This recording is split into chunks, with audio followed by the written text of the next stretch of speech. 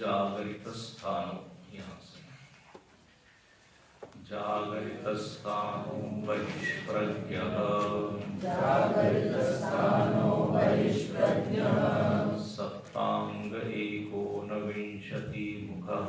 सप्तांग एकोनविंशतिमुखः, स्थूलभुग्वैश्वानरः प्रथमः पादः, स्थूलभुग्वैश्वानरः प्रथमः पादः, स्वप्नस्थानोऽन्तःप्रज्ञः, स्वप्नस्थानोऽन्तःप्रज्ञः, सप्तांग एकोनविंशतिमुखः, सप्तांग एकोनविंशतिमुखः, प्रविविक्तभुक्तैजसो द्वितीयः पादः, प्रविविक्तभुक्तैजसो द्वितीयः पादः, यत्र सुप्तो न कञ्चन कामं कामयते, यत्र सुप्तो न कञ्चन कामं कामयते, न कञ्चन स्वप्नं पश्यति, न कञ्चन स्वप्नं पश्यति, तत्सुषुप्तं तत्सुषुप्तं सुषुप्तस्थान एकीभूतः, सुषुप्तस्थान एकीभूतः, प्रज्ञानघन एव, प्रज्ञानघन एव, आनन्दमयो ह्यानन्दभुक्, आनन्दमयो ह्यानन्दभुक्, चेतोमुखप्राज्ञस्तृतीयः पादः, चेतोमुखप्राज्ञस्तृतीयः पादः,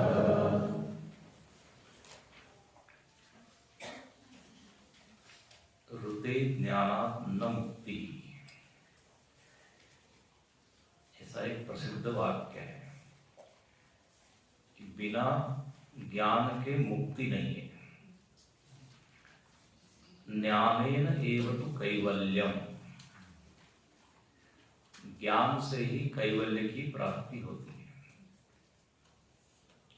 कैवल्य मतलब मोक्ष। सारे शास्त्र एक स्वर से ज्ञान की स्तुति करते हैं, प्रशंसा करते हैं और बोलते हैं कि नान्यत् पंथा विद्यते नायम्। बिना ज्ञान के आप चाहें कि हम कुछ शॉर्टकट कर लें या कुछ दूसरा उपाय कर लें, बोले उससे लक्ष्य की प्राप्ति नहीं। अब जब हम कहते हैं ज्ञान, तो यहाँ ज्ञान का अर्थ है आत्मज्ञान। बिना आत्मज्ञान के मुक्ति नहीं है। इसलिए गीता में भगवान कहते हैं नहीं ज्ञानेन सदृशं पवित्रमिह विद्यते। अरे अध्यात्म विद्या विद्यानाम, तो जब विभूति उन्होंने बताई कि मैं यहाँ हूँ यहाँ हूँ यहाँ हूँ, तो विद्याओं में अध्यात्म विद्या, आत्म विद्या में हूँ, क्योंकि यही विद्या व्यक्ति को बंधनों से छुड़ाती है, दुखों से मुक्त करती है। दुख की यदि आत्यंतिक निवृत्ति चाहिए, कारण सहित निवृत्ति चाहिए, तो बोले ये ज्ञान प्राप्त करना पड़ेगा। देखो जगत में क्या होता है, दुखों की निवृत्ति तो होती है, दो बात होती है, एक तो थोड़ी देर के लिए होती है और दूसरी बात उसका जो बीज है, जो कारण है, वो नष्ट नहीं होता, इसलिए फिर दुख आते रहता है। इसलिए वेदांत प्रहार किस पे करता है, तो मूल पर, मूले कुठारा करता है, अज्ञान के ऊपर चोट करता है। विद्या कहते ही उसी को है जो मुक्त करे, लेकिन लौकिक विद्या जो है वो मुक्त नहीं करती, बल्कि कई बार बांध देती है, बंधन और कड़ा हो जाता है। तो आत्मज्ञान से मुक्ति है। अब इस आत्मज्ञान की प्राप्ति कैसे हो, तो बोले इसकी अनेक प्रक्रियाएं हैं। शास्त्रों में अनेक प्रकार के वाद बताए। वाद मतलब प्रक्रिया, उपाय, मार्ग। उनके द्वारा आत्म तत्व तक साधक को ले जाया जाता है। तो जैसे प्रतिबिंबवाद है, फिर एक अवच्छेदवाद है, फिर एक आभासवाद है। वाद मतलब झगड़ा नहीं है, वाद मतलब बोलने की शैली, मार्ग। तो जैसे प्रतिबिंबवाद, थ्योरी ऑफ रिफ्लेक्शन, तो उसमें यह बताया जाता है कि एक ही चैतन्य है, उसके दो प्रतिबिंब पड़े, एक व्यष्टि उपाधि में और एक समष्टि उपाधि में। मानो कि एक जल कण में प्रतिबिंब पड़ा और समुद्र में पड़ा। सूर्य गगन में है, तो सूर्य ब्रह्मस्थानी हो गया। जल में जब प्रतिबिंब पड़ा तो उसी को कहते हैं चिदाभास या चिद प्रतिबिंब, उसी को कहते हैं जीव। और वही सूर्य जब समुद्र में पड़ा, एक प्रतिबिंब उसका बना, तो उसको कह देते हैं ईश्वर। ब्रह्म, जीव और ईश्वर। अब इस प्रतिबिंबवाद में क्या है, बोले आप ये जो उपाधि है, पानी की उपाधि, इसको छोड़िए, जल कण को आप यदि छोड़ दे, समुद्र को छोड़ दे, तो क्या दिखाई देगा, केवल एक ही सूर्य है बस। 10 घड़े हैं, 10 घड़े में 10 प्रतिबिंब है, पानी डाल दे तो एक ही। तो एकत्व तक कैसे पहुंचते हैं, तो बोले उपाधि का त्याग करें। कल आपको मैं उदाहरण दे रहा था मनुष्य का। बोले एक मनुष्य है, उसका जब एक स्त्री से संबंध हुआ तो उसका नाम हुआ पति। वही व्यक्ति राष्ट्रपति का चुनाव लड़ता है तो वो क्या हुआ, राष्ट्रपति। तो एक हुआ पति और वही व्यक्ति क्या हो गया, राष्ट्रपति। मजेदार बात, 3 हो गए, एक है मनुष्य, फिर एक है पति और एक है राष्ट्रपति। अब ये 3 है क्या, मनुष्य पत्नी के संदर्भ से पति और राष्ट्र के संदर्भ से राष्ट्रपति। राष्ट्रपति को मनुष्य बनने में कितना समय लगेगा,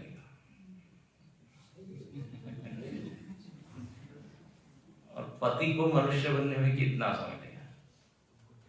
समय नहीं, मानसिक रूप से केवल वो अपने पति पत्नी का त्याग कर दे तो वो मनुष्य नहीं है कि नहीं? एक क्षण में नहीं लगेगा उसको, क्योंकि वो है ही पति है, लेकिन तलाक हो गया तो अब वो क्या कहेगा, मैं मनुष्य हूं, पति नहीं रहा। राष्ट्रपति भी अब हो गए 5 साल, अब मैं रिटायर हो गया, तो अब क्या हो गया, मैं सामान्य मनुष्य। तो जो पतिपना है, पतिपना ही शब्द डालना पड़ेगा, आई डोंट नो क्या होगा, जो स्वयं में पति का अनुभव है या राष्ट्रपति का अनुभव है, ये दोनों ही नाम झूठे हैं, दोनों ही रिलेटिव हैं, दोनों ही आपेक्षिक है। सत्य क्या है, वो मनुष्य है। बात पकड़ में आ रही है? ऐसे ही सत्य चैतन्य है, बस संदर्भ को हटा के आप देखें तो चैतन्य। कल हमने उदाहरण दिया था घटाकाश और मठाकाश और महाकाश, 3 है, एक ही आकाश। तो ये जो प्रक्रियाएं हैं, इसको कहते हैं प्रतिबिंबवाद या अवच्छेदवाद। इसके द्वारा जो है हम उस एक तक पहुंचते हैं, उपाधियों को हटा। यहां पे 3 चीजें हैं, ब्रह्म है, फिर ईश्वर है, फिर जीव है। लेकिन एक दूसरी प्रक्रिया है, उसको कहते हैं दृष्टि सृष्टिवाद, जो हम देख रहे हैं। कई बार आपको मैंने संकेत किया, ये थोड़ी कठिन प्रक्रिया है। यहां पर भी लक्ष्य वही एक को ही प्राप्त करना है। ये प्रक्रियाएं हैं, हाँ, ये लक्ष्य नहीं है, प्रक्रियाएं, मार्ग है, साधन है। अब दृष्टि सृष्टिवाद में क्या है, तो बोले वहां पर केवल एक की ही सत्ता है, वहां अनेक नहीं है। और दृष्टि सृष्टिवाद के लिए जो उदाहरण है वो है स्वप्न का। ध्यान से सुनिए जरा इसको। स्वप्न को जब आप देखते हैं तो स्वप्न में आपको अलग अलग जीव जंतु सब दिखते हैं, लेकिन वहां पे अलग अलग जीव होते नहीं है। एक जीव ही पूरा वो विराट जगत जो स्वप्न का है वो बना हुआ है कि नहीं। उसकी दृष्टि में वो सृष्टि है, कल हमने संकेत किया था। उस सपने में हम अपने आप को देखते हैं, ध्यान से सुनिए, अपने आप को हम देखते हैं, अनेक लोगों को देखते हैं। तो जो हम सपने में अपने आप को देख रहे हैं ना, उसको कहते हैं स्वप्न पुरुष, ठीक है। और जागने पे क्या मालूम पड़ता है कि मैं स्वप्न पुरुष नहीं था, मैं पूरी उस स्वप्न अवस्था का अभिमानी था। स्वप्न अवस्था अभिमानी मतलब ये पूरी अवस्था किसकी थी, मेरी थी। वो जो जगत है वो मेरी एक अवस्था थी। अच्छा, बाकी जो सब थे वो क्या, वो बोले आभास थे, सत्य वो नहीं थे। सत्य तो जो अवस्था जिसकी वो है। तो दो हो गए, स्वप्न पुरुष और बोलिए स्वप्न अवस्था अभिमानी। ये जो ये कहता है पूरा स्वप्न है। अब इसमें देखो, एक ही जीव था कि नहीं, एक ही जीव अनेक जीवों के रूप में भास रहा था, और वो अनेक जीव झूठे थे, एक ही जीव था। तो अब इसको कहेंगे एक जीववाद। अब ये जो एक है ना, अब इसी के जगह आप रख दीजिए भगवान, सरल कर रहा हूं। भगवान जब इस पूरे सृष्टि को देखते होंगे तो उनकी दृष्टि में ये सृष्टि क्या है, बिल्कुल वैसा ही है जैसे अभी हमने बताया, एक स्वप्न की तरह। मानो कि उनके स्वप्न में हम सब लोग है ना, आभास है, तो उनकी दृष्टि में हम सब तो जीवाभास है।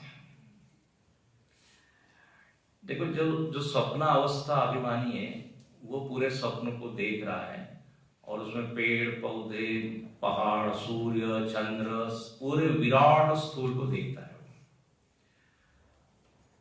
जब स्वप्न टूटता है तो वो क्या कहता है, पूरा वो विराट क्या था, मैं था। पकड़ में आ गई बात। ऐसे ही भगवान के लिए ये पूरा मानो कि स्वप्न मत है।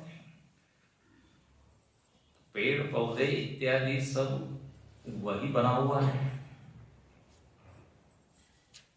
विराट।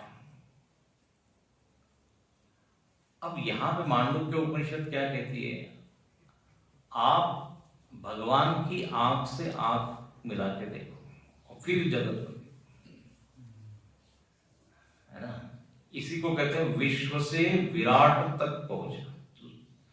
विराट भाव को प्राप्त करना है तो भगवान जिस नजर से देखते होंगे इसको, उस नजर से देखने का प्रयत्न करो, तो आप भी कह सकते हैं कि सूर्य चंद्र मेरे नेत्र हैं।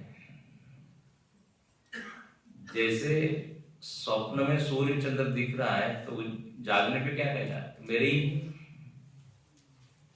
मैं ही सूर्य में से चमक रहा था, मैं ही चंद्र में से चमक रहा था। इसलिए वो स्वामी राम तीर्थ ऐसा ही बोलते थे, ये सूर्य में मेरा ही तेज है। अच्छा, वो मेरा नहीं बोलते थे, राम राम राम अलग से सब। तो आज हम देहाभिमानी बने हुए हैं। ये देही में हूं, चलना कहाँ है? अवस्थाभिमानी। जैसे सपने में हम अपने आप को देख रहे हैं, तो जो स्वप्न पुरुष है वो देहाभिमानी है कि उसको लग रहा है मेरा केवल इतना ही देह है।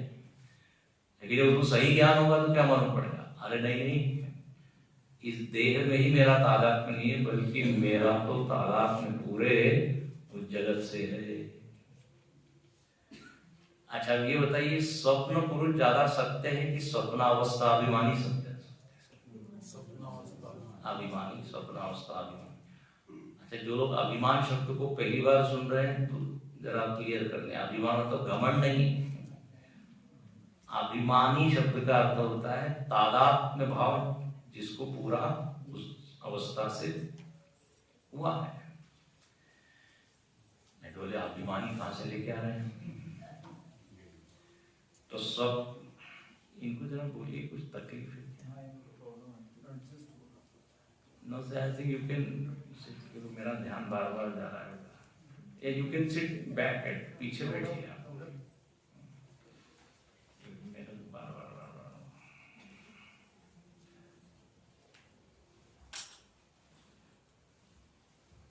तो स्वप्न पुरुष से स्वप्नावस्था अभिमानी, ऐसे ही विश्व से विराट भाव की प्राप्ति, ये पहला पाद है।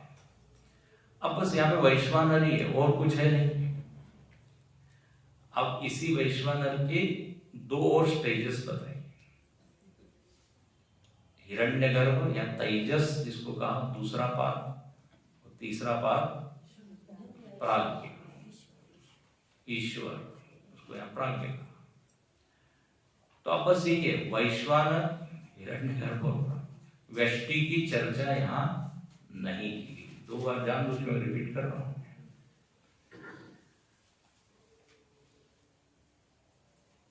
जैसे हमारे पेट में बहुत सारे जीव जंतु है, ऐसे भगवान के पेट में हम सब लोग है कि नहीं? और हम चाहते हैं कि भगवान का पेट दुखे ना, तो बोले ठीक धर्मानुसार आचरण कीजिए।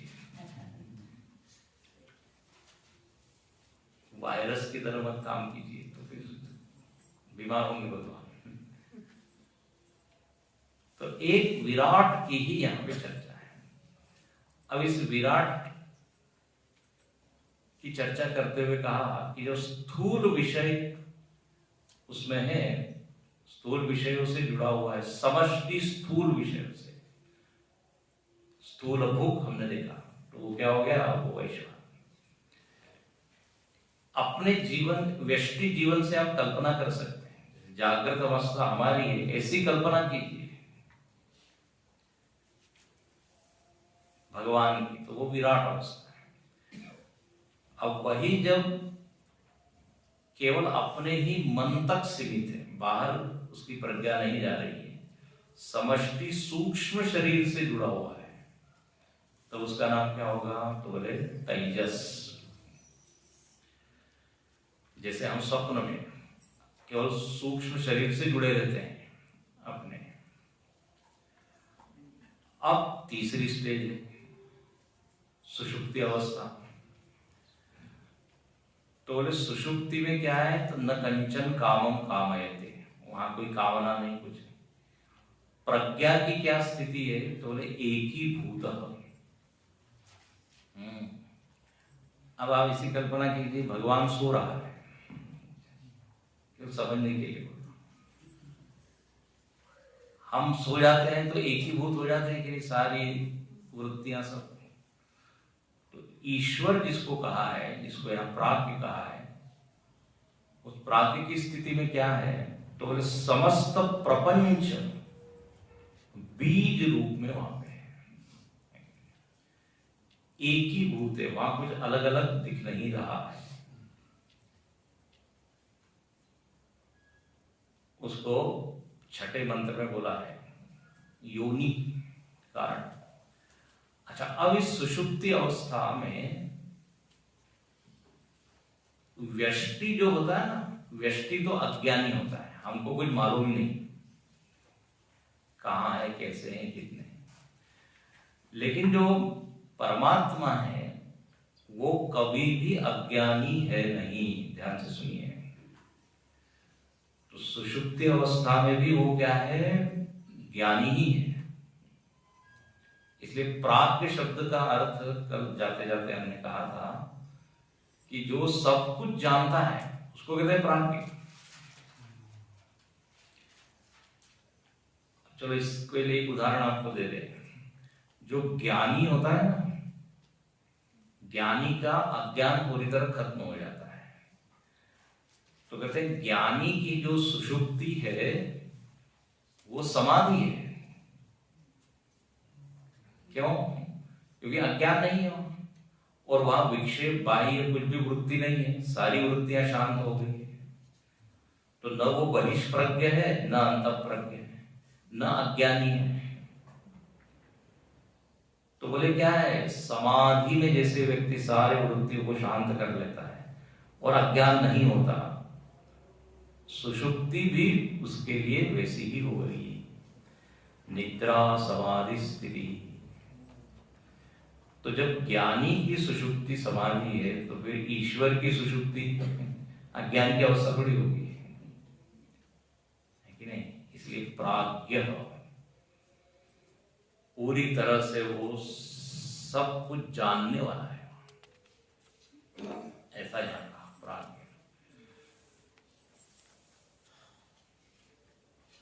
शंकराचार्य जी ने भी लिखा हुआ है, भूतपूर्व गत्या प्राज्ञ उच्च। तो मतलब चलो एक और ढंग से समझ सकते हैं कि उस समय ईश्वर ज्ञानी है। बोले किस तरह से?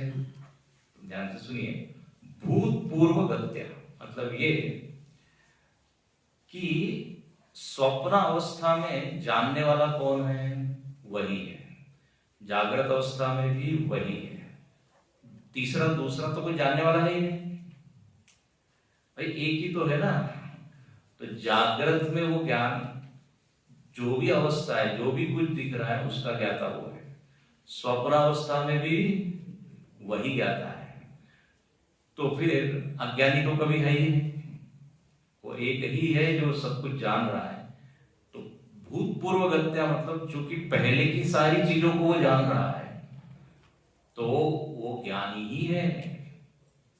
अच्छा, जागृत और स्वप्न के अलावा और कोई तीसरी चीज नहीं है कि जो उसने जानी ना हो। तो चूंकि जागृत और स्वप्न का वो ज्ञाता है तो सर्वज्ञ हुआ कि नहीं? भूतपूर्व गत्या मतलब भूतपूर्व जो अवस्थाएं हैं उनको वो जान रहा है। तो सुषुप्ति में भी क्या है, वो जान रहा है। तो एक शब्द है भूतपूर्व गत्या प्राज्ञ उच्च। ज्यादा कठिन आपको हो रहा होगा तो पहले इतना समझिए कि भगवान कभी भी अज्ञानी नहीं है। हमारी ये जरा ठीक है। इसलिए गोस्वामी तुलसीदास जी ने कहा, नहीं तह पुनि विज्ञान विहाना। बहुत सुंदर। जीव की केस में क्या होता है, हम अज्ञानी होते हैं। फिर एक दिन हमारे धर्म कर्म संयोग कहिए, पूर्व पुण्य कहिए, उसका उदय होता है तो कोई गुरु अपने जीवन में आता है, फिर उसका सानिध्य मिलता है, वो हमारे अज्ञान को दूर करता है, फिर हम ज्ञानी बनते हैं। मतलब दो स्टेजेस होती है, अज्ञान और फिर ज्ञान। जैसे तुलसीदास जी उदाहरण देते हैं, अंधेरा हो जाता है रात्रि में, फिर क्या है, प्रातः काल, विहान कहते हैं उसको। पहले अंधेरा था, अब क्या हुआ, प्रकाश। तमसो मां ज्योतिर्गमय। तो ये तो हमारी कहानी है, लेकिन भगवान के लिए क्या है, नित्य ही ज्योत। जैसे सूर्य के लिए कोई दिन और रात का कोई कॉन्सेप्ट नहीं है। सूर्य कैसा है, नित्य प्रकाश रूप है। तो नहीं तह पुनि विज्ञान विज्ञाना, भगवान की केस में पहले अज्ञान है और फिर विज्ञान होगा, ऐसा नहीं। वो हमेशा ही सब चीज को जानने वाले हैं। गीता में भी भगवान ने चतुर्थ अध्याय में बोला, बहूनि मे व्यतीतानि जन्मानि तव चारि तान्यहं वेद सर्वाणि न त्वं वेत्त परं। अरे अर्जुन, तुम्हारे और मेरे में फर्क ये है, पहले समानता बताते हैं कि तुम्हारे भी बहुत जन्म हुए, मेरे भी बहुत जन्म हुए। अर्जुन एकदम सोचने लगा, बोले मेरे कहाँ जन्म हुए? बोले यही तो फर्क है, तुमको मालूम नहीं है कुछ। मैं सब कुछ जानता हूं, तुम इस जन्म को भी ठीक से नहीं जानते। ये फर्क हो गया जीव और ईश्वर।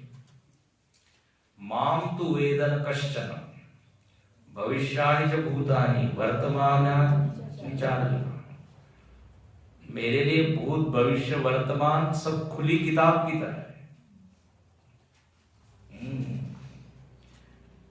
देखो, जिसने कोई एक सिनेमा पहले देख लिया हो, मूवी, और दूसरी बार फिर वो देखने जाए, तो उसके लिए आगे का क्या है सब ज्ञात है, स्टोरी पूरी उसको मालूम है, उसके लिए कुछ छिपा हुआ नहीं है। ऐसे ही भगवान है, तो इसलिए प्राज्ञ। तो ये हुआ। अब इसी प्राज्ञ का वर्णन छठे मंत्र में और अधिक करें। एष सर्वेश्वर एष सर्वज्ञः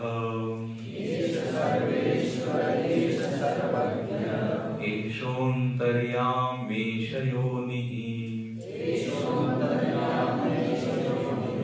सर्वस्य प्रभवाप्ययो हि भूतानाम् एष सर्वेश्वर एष सर्वज्ञः एषोऽन्तर्यामीश योनिः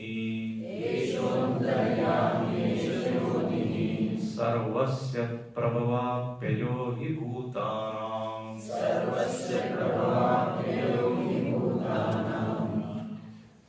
अब कहते हैं एषः, एषः मतलब ये सर्वनाम है।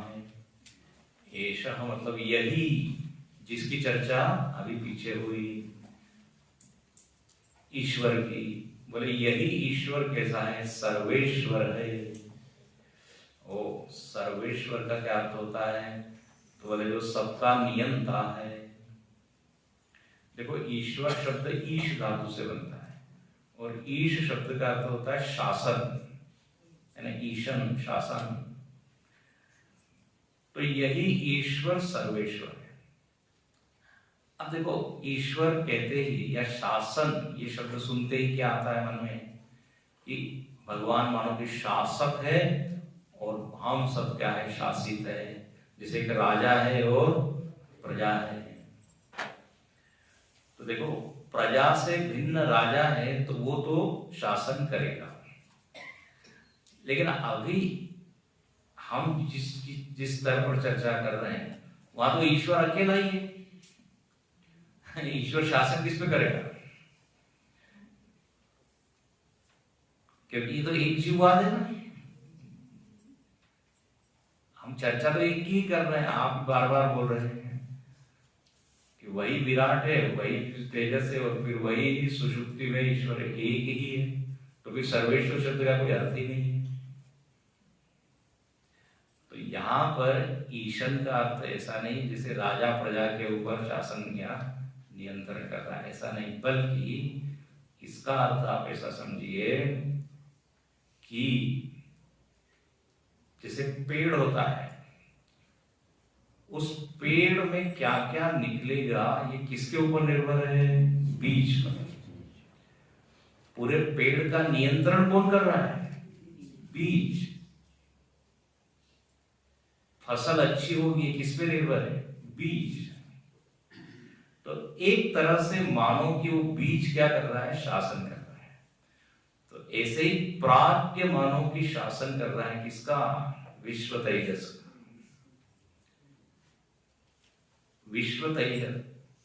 अब चलो व्यष्टि में आप ले लीजिए, स्वप्न में और जागृत में हम क्या क्या करेंगे, क्या क्या वहां अनुभव करेंगे, इस पर निर्भर है कि सुषुप्ति में कौन कौन से संस्कार अंदर बैठे हुए हैं। सो दिस संस्कार आर लाइक कंट्रोलिंग फैक्टर, है कि नहीं? तो इस तरह से नियंत्रण, एक एक शब्द जरा ऐसे है ना, उसमें चिंतन को करना पड़ता है। यदि कोई ध्यान से सुनेगा तो ये प्रश्न आएगा कि भैया आप एक ही बात कर रहे हो, तो फिर तो यहां सर्व भी वही ईश्वर है। सर्वेश्वर मतलब क्या है? सर्व भी वही है, और शासन किस ढंग से कर रहा है कि जो भी आगे आएगा वो सब इसी में मानव की छिपा हुआ है। तो इस ढंग से नियंत्रण करना। जैसे आप देखिए, बड़ी बड़ी फैक्ट्री होती है, ठीक है, बड़ी बड़ी मशीन लगी हुई है, उन सबका कंट्रोल एक कंट्रोल रूम में होता है।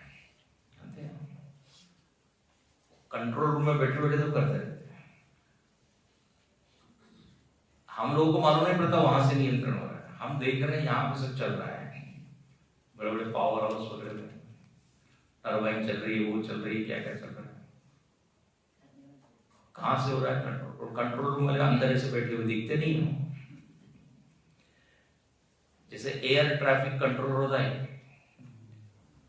पूरे विमान में हम बैठे हैं, विमान का आनंद ले रहे हैं, बट मेन स्विच किधर है? यदि रडार से वो उसका कंट्रोल टूट गया तो गए।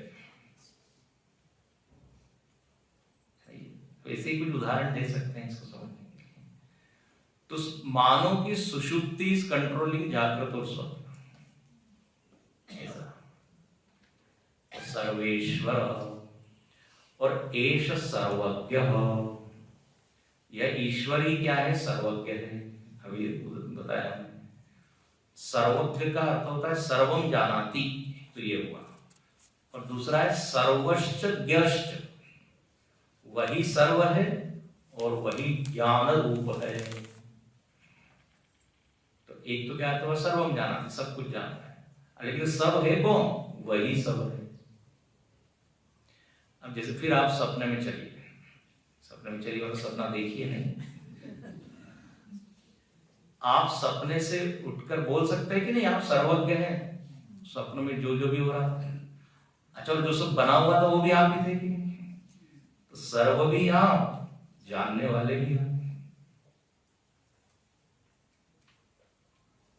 अब बस इस जगत के संदर्भ में ईश्वर ऐसा ही सर्वज्ञ। गीता में 15वें अध्याय में आता है, वेदैश्च सर्वैः अहमेव वेद्यः। तो उसमें सब आता है मैं ही मैं हूँ, वेद बनाने वाला मैं हूँ, वेद के द्वारा जानने वाला मैं हूँ, वेदविद में हूँ। ये तो सर्वज्ञ। हम कैसे हैं? अल्पज्ञ, थोड़ा जानते हैं वो भी भूल जाते हैं, और भूल जाते हैं तो 2-4 साल के बाद नहीं, 2-4 मिनट के बाद। क्या सुनाया स्वामी जी ने, समझ नहीं आ रहा क्या, विस्मृत हो गया। हमारी स्मरण शक्ति मंद। तो ईश्वर सर्वज्ञ है, जानाति, सब कुछ जानता है। कई बार मैं मजाक में कहता हूँ सब कुछ नोट करता है, उससे कुछ भी बच नहीं सकता। आप यदि प्रवचन में सो रहे तो भी नोट हो गया है।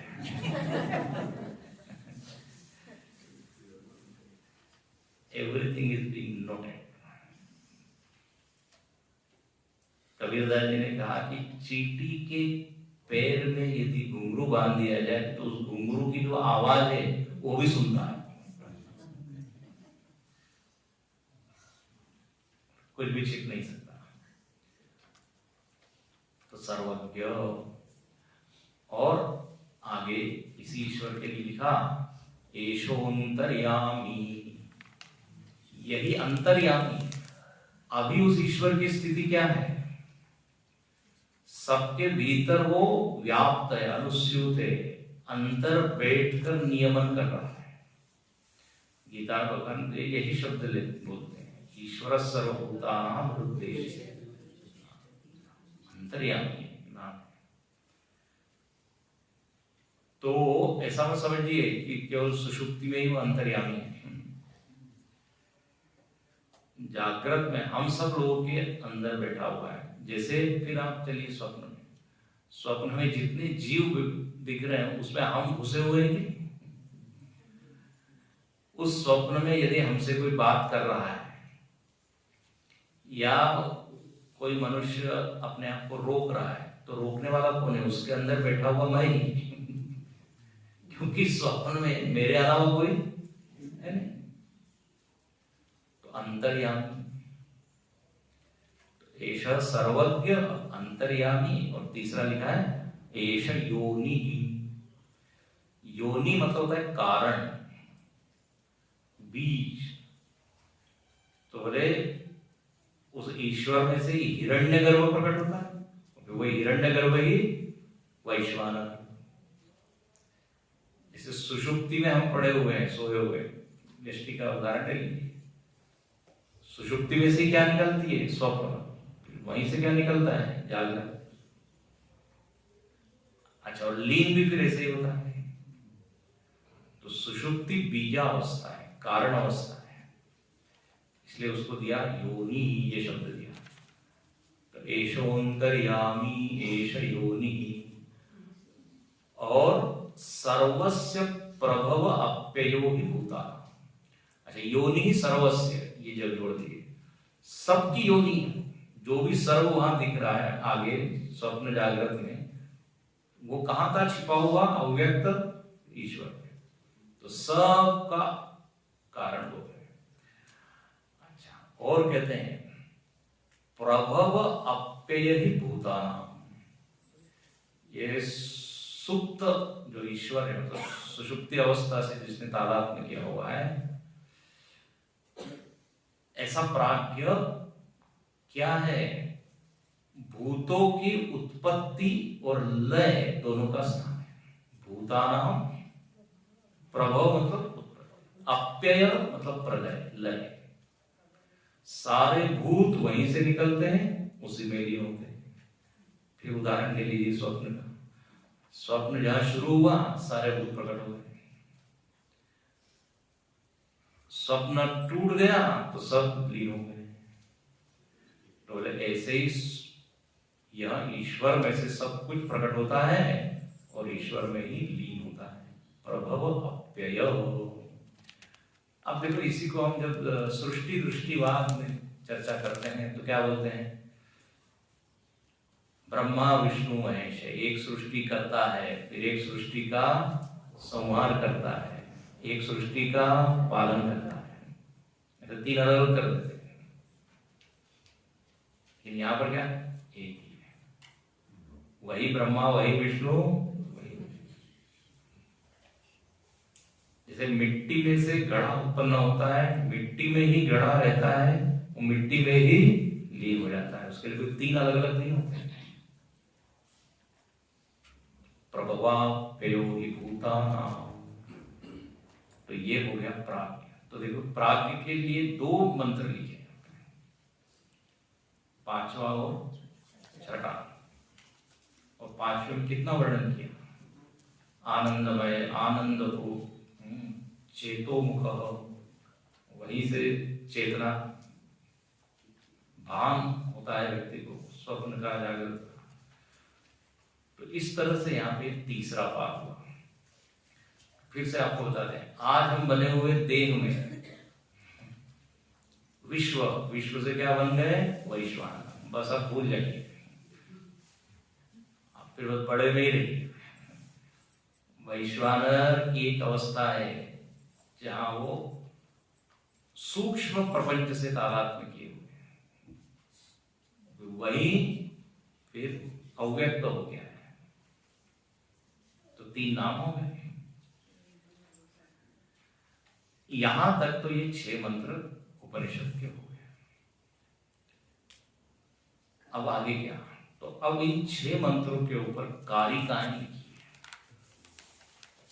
भगवान शंकराचार्य जी के जो दादा गुरु हुए, जिनका नाम है गौड़पादाचार्य जी, इन 6 मंत्रों को समझाने के लिए उन्होंने 9 श्लोक लिखे, उसका विवरण किया, और एक तरह से आपका फिर रिवीजन हो जाएगा इसमें। तो आप हम पहला श्लोक पढ़ लेते हैं और पूर्ण करते हैं। अत्रैते श्लोका भवन्ति गौड़पादीय कारिकाणाम सकृतम अवतरणम। ये उपनिषद नहीं है, ये वैदिक मंत्र नहीं है, ध्यान से सुनना। बहिष्प्रज्ञो विभुर्विश्वो यन्तप्रज्ञस्तु तैजसः घनप्रज्ञस्तथा प्राज्ञ